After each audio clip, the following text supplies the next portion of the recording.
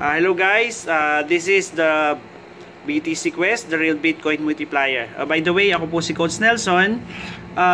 Ipapakita ko po sa inyo yung ginawa kong simulation regarding po dito sa ating BTC Quest, no? So lahat po tayo ay nagnanais na mapalago yung ating mga Bitcoin through BTC Quest. So dito po sa BTC Quest, so na-realize ko na pwede po pala tayo talagang kumita kung talagang pagtutuunan natin ng pansin, no?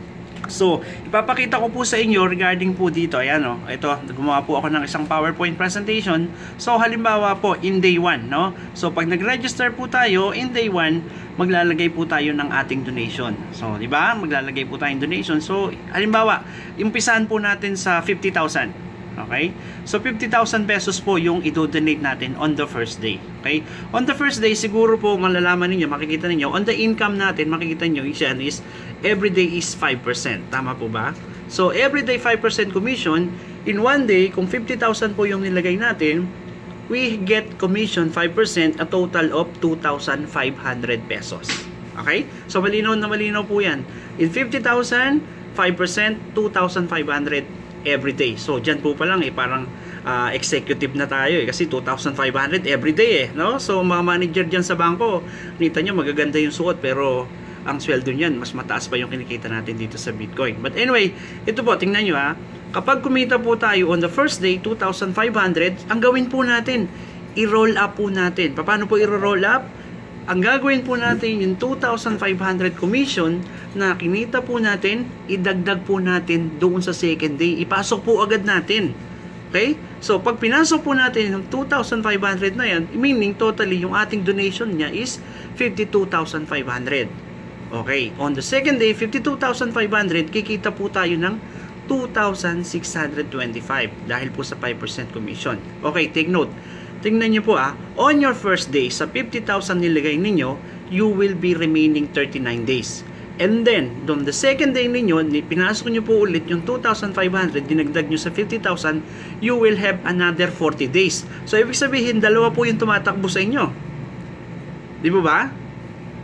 So, yan po yung simulation na ginawa namin na kapag kayo ay nag-start sa 50,000, imagine niyo on the 48th days, okay, on the 48 days, makikita po natin dito kung ano yung potential income na pwede natin kitain.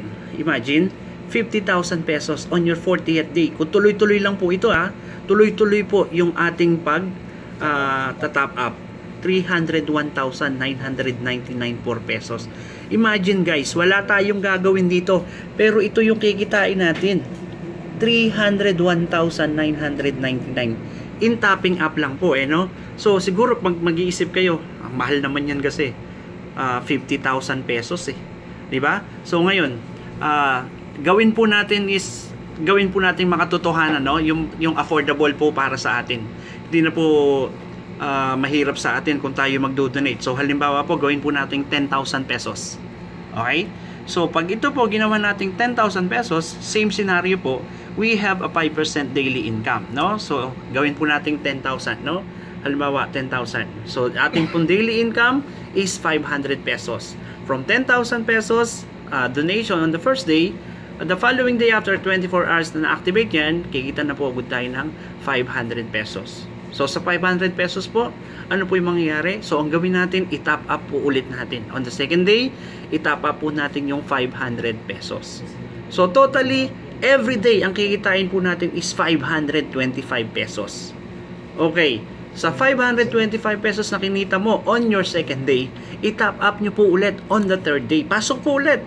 Ang magiging inyong daily commission is 5%.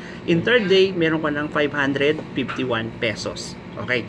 If ever, on the 7th day, okay? On the 7th day, yung lahat po ng commission ninyo, tin-up up ninyo for the 7th day, ang magiging monthly, daily basis po natin is 670. So, if ever, on the 7th day, ayaw nyo na talagang i-top up, gusto nyo na satisfied na kayo sa 670 pesos. So, ibig sabihin, 670 pesos po yung kikitain ninyo in everyday commission, no, sa 5%. Pero, kung tuloy-tuloy po natin itatop up yung atin pong nakukuhang amount na 5% daily, ang magiging income po natin starting from 10,000 pesos donation, ano?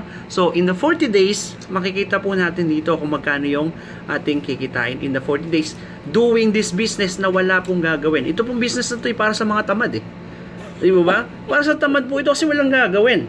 Kung sa 10,000 mo magiging 60,000 yan, so in 40 days, wala kang ginawa ay kumita ka ng 50,000. So, di ba? So, saan mo pupulutin yung 50,000 na wala kang ginagawa, nakanganga?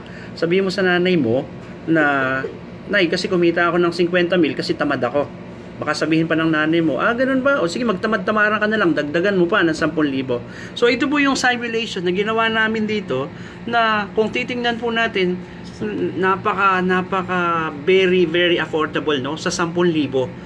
Imagine niyo po yung dollars ngayon, no? Yung, lalo na yung Bitcoin natin. Imagine niyo magkano yung Bitcoin natin ngayon? Almost 50,000. Diba? So, kung tayo po ay magpapatuloy dito, if ever kayo, kung talagang Bitcoin enthusiast na kayo, or sa mga nakakarinig po nito, or sa mga tao na member na po ng BTC Quest, ito po yung mainam na gagawin natin. Ito po yung aking personal na personal na idea. Kung ito po inyong susundin, wala naman pong masama. Okay? So, kung magkano po yung i-donate ninyo and everyday, just top up on your first donation. So, kung tuloy-tuloy po natin ito, hindi nyo kukuhanin ng commission, pag magsimula po kayo ng 10,000. Okay guys, imagine, no? May 10,000 kayo sa bangko. Okay? May 10,000 kayo sa bangko. After 40 days, or sabihin po natin 2 months pa yan, sa palagay nyo, kikita po ng 50 million? Hindi. Wala po yan. Yung 10,000 ninyo, after 2 months, 10,000 pa rin yan. Swerte na kung madagdagan na 10 piso yan. Okay? So guys, ito po, ako po si Coach Nelson from BTC Quest. Ito po yung ginawa naming simulation. If ever na magustuhan nyo po, just PM us. And then ituturo po namin sa inyo kung paano po ito ginagawa. Okay? Once again, kung meron po kayong mga tanong, just PM us po. Meron po tayong mga following GCs na nandyan. Okay? So, yun lang po. Basta magtulungan lang po tayo and ipalagaan na po natin si BTC Quest, lalo na po doon sa mga taong na nasiraan ng buhay, no? Pagdating sa Bitcoin. So, once again po, Happy New Year at magtulungan po tayong lahat. Maraming salamat po.